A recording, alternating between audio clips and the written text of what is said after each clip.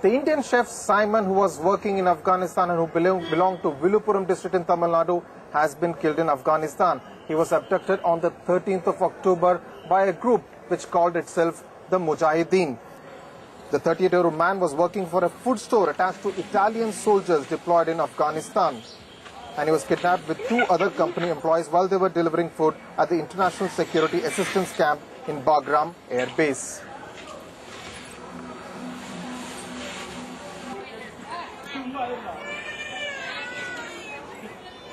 We can now go across to my colleagues Madhu Bharti, who joins me from Chennai, and also Amitabh Revi from Delhi.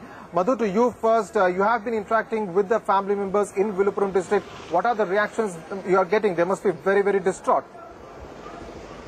Firstly, Sudhir, the family have not been informed as yet about the death of Simon, because there have been some conflicting reports, as we have been reporting as well, that some say that he's been killed and some have not. Some say he's not been killed. When I spoke to Vasanti the last time, this was about a week or so back, all she was telling me was that she would still like to hear once from her husband that he was doing well. For Simon, of course, the only point of contact from the kidnappers or from the Italian company which he was working for was Subramaniam, who was working in Kabul. Simon, remember, was working in the Herat province, and Subramaniam was is still working with the company in Kabul. He had said that the kidnappers were demanding a ransom of $150,000, but the Indian government and the embassy officials there in Afghanistan were negotiating with the kidnappers. But of course, the family here have still not been informed, but they're still waiting to hear from any embassy official on what the real situation is. Sudhir?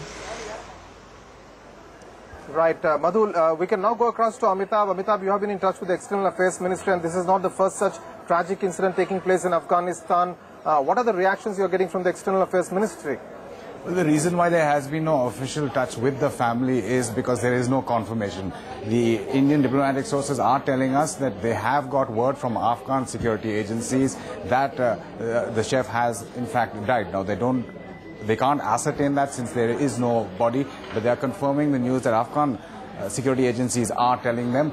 But in terms of negotiations that Madhu was pointing out there, it was the Italian company that was in touch with the abductors and the Afghan government, and officials of the Indian embassy was aware of what was happening and were facilitating that.